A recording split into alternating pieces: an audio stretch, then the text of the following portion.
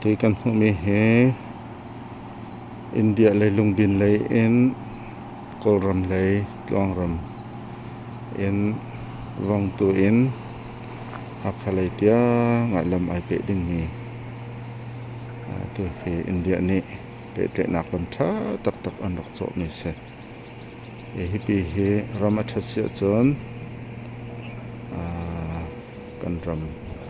chin khulupi hakha tiang pe tle nak tha tok mi lama chang te lai nen e kalam te kan le kal yo chan se kale he pen lam tha tok se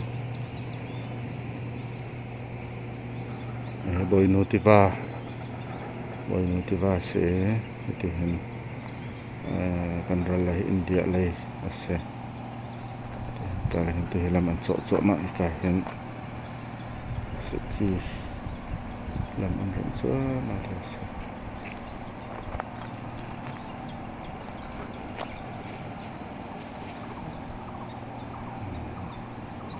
tu he cho pe tle nak lam hen khat lu se cha